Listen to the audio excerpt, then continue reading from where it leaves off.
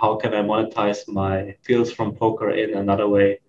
So I started to learn trading because some of my old poker buddies had already moved on to trading actually. Sometime I quit my job at Audi, then I met Rolf, and that was 7 years ago. It used to be breakouts for 7 years, but I'm more and more moving towards pullbacks as well. Also use indicators that don't complement each other or that don't all do the same analysis, because you're just having a signal that looks much stronger than it actually is.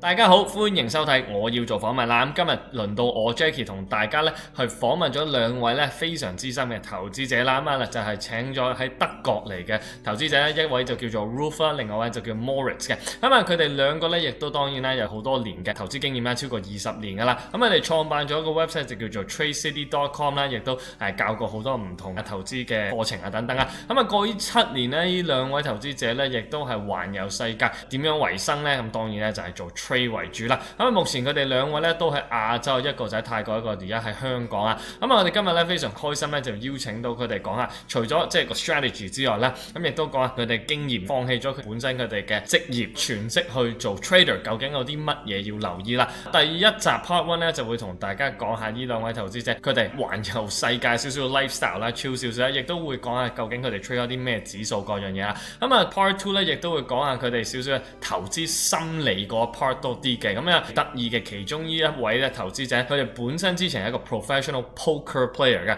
咁啊 poker 我可以講係直情係賭啦，同呢個 trading 裏面呢兩個唔同嘅世界，究竟有啲乜嘢係可以 translate 得到咧 ？Moritz 同 Rolf 就會同大家去分享下啦。Hi everyone, thanks again for joining our channel today. Today we have Rolf and Moritz, the trading nomads, to join us in this interview. We're really delighted for them to join us today to share their over 20 years of trading experience and how they have traveled around the world as traders for the past 7 years and mentored thousands and thousands of traders themselves. So on tradeciety.com, they have also helped traders take their trading to the next level through their mentoring program as well as their online trading courses. So they also developed different websites, trading journals on patternalpha.com, trading AI, right? So thanks again for joining us today. So Rolf, you are in Thailand right now, and Moritz, you're in Hong Kong, correct? Right, yes, and thanks for having us. Yep. So Moritz, so I've read that your background, that you started as a video gamer. So, and then you went off to play poker professionally. Oh, that's interesting. I play poker too, but not professionally. Only with a couple of friends and a beer back in the day. Okay. And then now you've become a day trader full time. So that's quite a special journey. I think a lot of our subscribers find interesting. Can you quickly tell us a little bit about your background and a little bit about like the journey from a gamer into a trader today? Okay, that's a very big question. I'll try to make it short. So yeah, I was back then I was playing Counter-Strike actually. The first one, based on the not Source, not Go, but the very first one based on the Half-Life 1 engine. Back in 1999, 2001, when the first Counter-Strike came out, I started playing it. And back then, professional video gaming was not so big yet. But nevertheless, we found a sponsor, and at least they paid, for us to drive to different tournaments, and they paid for our graphic cards and machines and so on. So we had a good time. It was cool. Not bad. I had to pay to go to play these games, so nobody paid to do any of this stuff. So that's interesting. It was a good time, yes. And I studied philosophy and psychology and educational psychology. And as a student, I didn't have much money. And I thought, okay, I can be a waiter now to earn more money, or I can do something much cooler. So I started learning poker. Because one of my old buddies from the Counter-Strike times, he was doing quite well. He was playing the $1,000 tables at that time, no limit, in 2006 or so. So I watched him and I thought, damn it, this guy is not smarter than me. So I'm pretty sure I can do that too. So that's how I got into poker and did that for 6-7 years, roughly 5 to 6 years. And after that time, then there was a Black Friday where the DOJ of America Department of Justice. They froze online poker sites like PokerStars, Full Tilt Poker, and so on. And they froze my whole bankroll for more than a year. Oh, wow. Okay. And then I was basically without a job. So I figured, okay, I should finish my master. So I graduated. I moved to Beijing, started to work for Audi in Beijing for 2 years roughly. And during that time, I was not really enjoying it, the corporate world. And I thought, how can I monetize my skills from poker in another way? So I started to learn trading because some of my old poker buddies had already moved on to trading actually. Yeah, so after some time, I quit my job at Audi. Then I met Rolf, and that was 7 years ago. Oh. Okay, interesting. Which leads to my next question.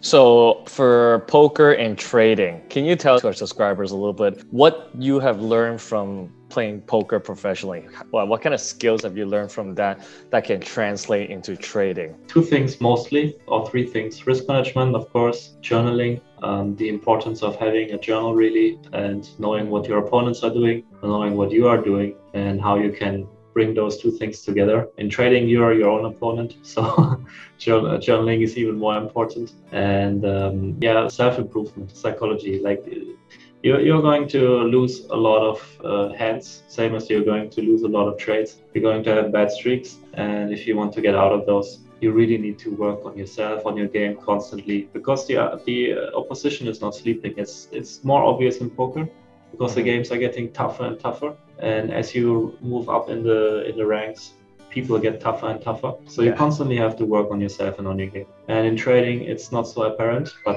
trading is also constantly evolving. So you should never stop working on yourself and on your strategy. Interesting. Yeah. As I mentioned, I play a little poker, not professionally, just with a couple of friends back in high school days.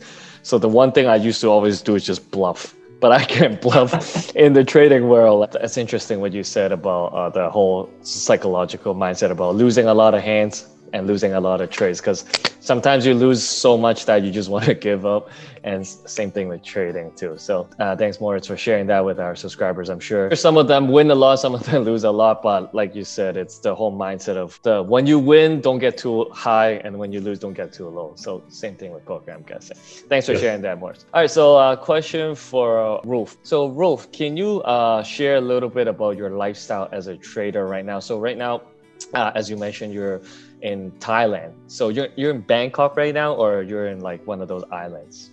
No, I'm in up north in around Chiang Mai. Sounds good. Okay, so I'm sure a lot of our subscribers, actually I read an article yesterday, especially in Hong Kong, a lot of the younger generations, they don't want to get a job, do the 9 to 5, actually not 9 to 5 in Hong Kong, 9 to 9 in Hong Kong, and then get strapped, basically, that their whole lifestyle revolves around the work. As you mentioned right now, I'm sure you enjoy your freedom that trading brings you. Can you describe to our subscribers, let's say a university graduate right now who is thinking about taking this route as a full-time trader because he or she loves the flexibility of trading abroad and then being your own boss? Can you give us a little bit information about that world you live in right now? Yeah, so I studied myself in university, and at the beginning, or even well before, I always knew that I never wanted to work in an office. When I was 14 or 13, I started making websites with my friends, and then that's how I got into making money on my own first time. When I was 16, I got into stocks and discovered this world.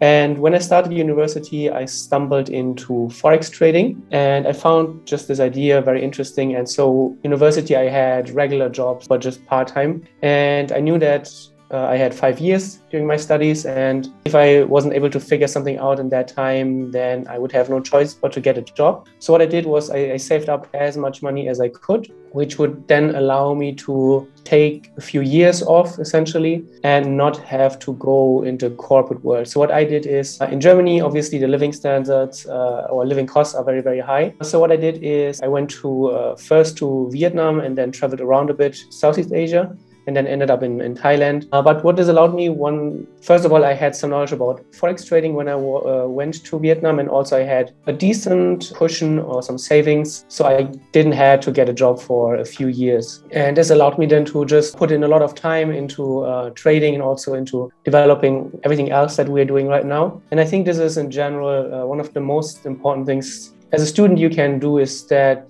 besides university, you can build skills that you can then later monetize, and also put aside as much money as you can, because it's the best time where you don't have as much responsibilities, where you can just, essentially what I did, I sold everything and just went with a backpack to Asia.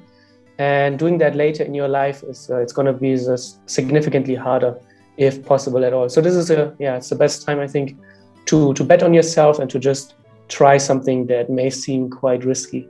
Yeah, sounds good. Interesting. So I think for our subscribers, one thing Rolf mentioned very, very importantly is get that first little bit of money and get that buffer first, especially if you want to travel to Southeast Asia, where it's a lot cheaper compared to where you guys are from, Germany. So, but that's why you got to get that first little bit of money so at least you can survive first. And then once the trading income comes in, and then you see more and more, and then I think that's when it starts getting easier and easier. So you mentioned that you traveled to Vietnam and Thailand. Are there any other places you have been to? Which one is your favorite right now? So I did a whole Asia tour. I started in Vietnam and then went through Cambodia, Laos, Myanmar, then Japan, Hong Kong, and all that, Malaysia, Indonesia. Oh, wow. Okay. Yeah, I like Chiang Mai the most. I do love the ocean, but I prefer the mountains and the nature. It's also much more relaxed up here north in Thailand than in the south. Super chill lifestyle here. Yeah, I've been to Chiang Mai, even though it's no beaches and stuff. I like it a lot too. It's quite relaxed. And the food is really good. All right, so let's get to the trading strategy. I think that's something that most of our subscriber wants to know more. According to your website and social media stuff, you guys do a lot of tradings, day trade and Forex trading. So can you guys quickly describe about what your strategy is with trading? And how do you guys recognize an opportunity to open a position in a trade? All right. At the moment, I'm running 3 strategies, 2 of which I teach at Tradeciety. One is based on the 5-minute, 15-minute charts. And the other one is based on the daily charts. And you time your entries with the 1-hour charts, right? I have always been a pullback trader, so I was never psychologically comfortable with breakouts. Same here. Yeah. It's scary. Yeah, there's some breakouts which are okay, but most of them feel weird to me. So it always felt more natural to me to be a pullback trader, especially when a new trend has begun and then you get the first pullback. That's usually where I like to get in. For the Elliott wave fanatics, that's wave 3. Yeah. And basically I trade from 30 minutes before the London Open until 11 a.m. So that's roughly 3.5 hours of day trading time. And only the majors, right? Basically what I do is before the session opens, I look for a trend day yesterday. I look for a tight consolidation during the Asia session and then a breakout in either way. I prefer trend continuations. So ideally, it doesn't happen every day, of course, but sometimes maybe you get 5 trades per week like that. The US session trends up and during Asia it consolidates. London comes around, you get the breakout and you get the continuation. So that's one of my favorite setups. Sometimes also reversals, definitely when US session has had a huge run into a daily level, for example. Then you get the breakdown during the London Open. So most of my activity is really around the session open of London. Sometimes I like to trade the New York session as well, but usually 3 hours of day trading is enough for my concentration and focus these days. And then I'm pretty tired, right? That's my day trading strategy. The swing trading strategy is a bit different. You're basically looking for levels on the daily chart where the daily decelerates. So you get your classic deceleration structures like dojis, pin bars, stuff like that. Then you go down to the lower time frames. You wait for the first wave down, you wait for the pullback, and then you get it. And you can also do that with the trend, of course, when a daily pulls back into a moving average or a key level. And you then wait for the first wave to the upside, right? So those are the 2 strategies I'm running in Forex. I've been for 7 years now, roughly, quite satisfied with it. Sounds good. Okay. What about you, Rolf? Any trading strategy you would like to share with our subscribers?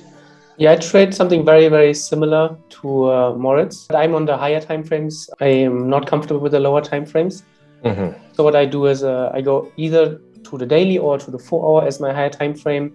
and I look for signs that a trend is slowing down. Can be anything like a candlestick, can be divergences, previous historic big levels, supply and demand areas. And then I go to the lower time frames and then try to time trades in that direction that I identified on the higher time frame. It's used to be breakouts for 7 years, but I'm more and more moving towards pullbacks as well. Notice that the tendency for pullbacks has somewhat increased, I feel, over the past 2 years especially. So yeah, that's my systems currently looking like. All right, got it. Sounds good. All right, so the next question I think you guys mentioned a little bit already is in terms of using candlestick patterns or any indicators for your strategy. So any not strongest or any examples you guys can give us that you guys usually look for in terms of candlesticks patterns. So maybe a hammer or like a head and shoulder, anything or any experience you can share with us using these technical indicator that you found successful. Sure.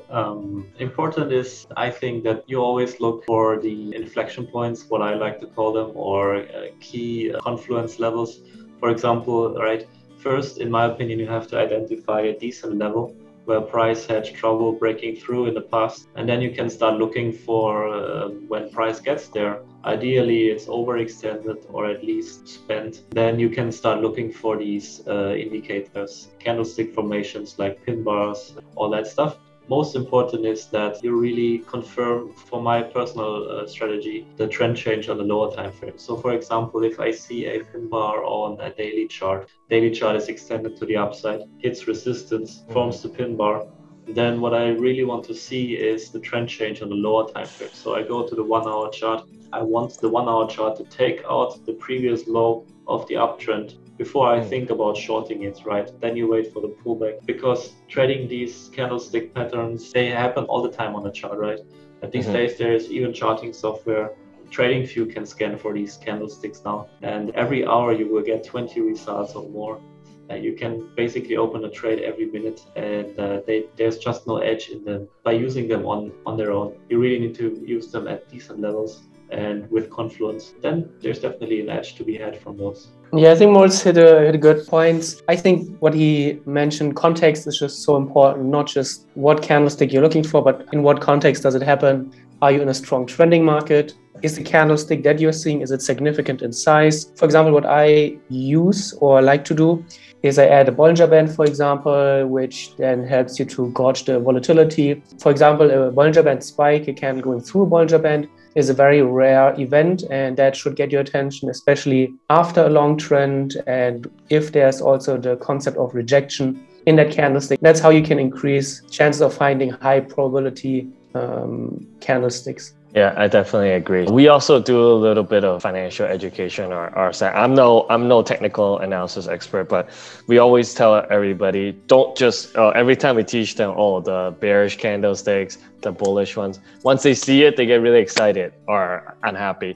But we have to explain to them, there's tons of indicators and technical analysis that you can use to combine into your strategy. So if all of them is pointing to one side and all of them pointing to the other side, then that gives you a little bit of higher chance that the candlestick you're looking at is a legitimate one that could cause a big change of trend or not. We have done these interviews with many traders. Most of them always agree with that. Never stick with just one indicator. Always use several different ones and then combine it so that it gives you a higher chance. Also use indicators that don't complement each other or that don't all do the same analysis, because you're just having a signal that looks much stronger than it actually is. Yeah, I definitely agree. All right, great. Thanks for the strategy insight for our subscribers. I believe that a lot of them will agree what you guys just mentioned. OK， 咁今日 Part 1就完咗啦，非常多謝阿 Rolf 同 Moritz 同大家去分享佢哋投資嘅策略佢心得啦。咁下一集咧，亦都會講多少少關於投資心理同埋佢啲短線操作。記得大家咧留意第2集嘅時候咧要 share 我哋條片啦 ，like 啦同繼續 subscribe 啦。好，咁多謝大家支持，下集見。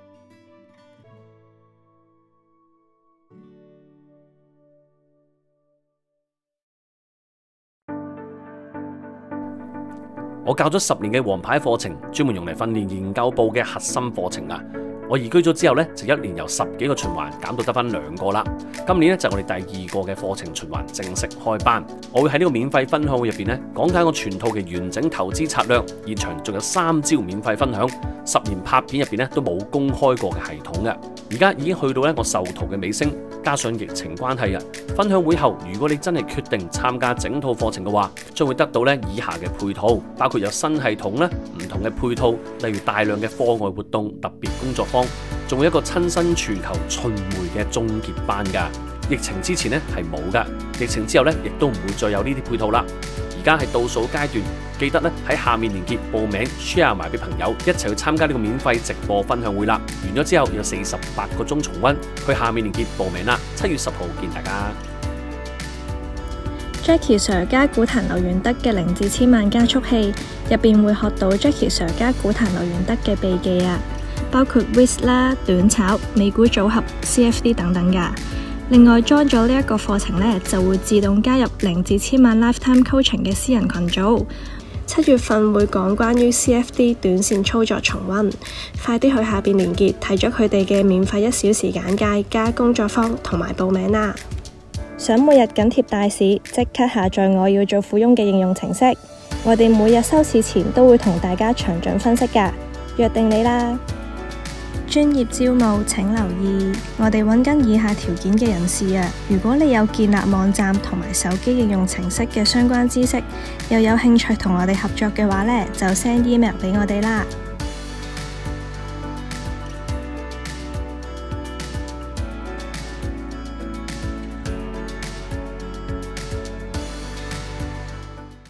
想緊貼我哋，記得訂閱我要做富翁嘅 YouTube、Instagram 同埋 Facebook。如果想更加緊貼大市同直播分析嘅話，可以訂閱富翁電視MTTV 啦。另外，想跟我哋環球睇樓，記得去訂閱我要做世界頻道啦。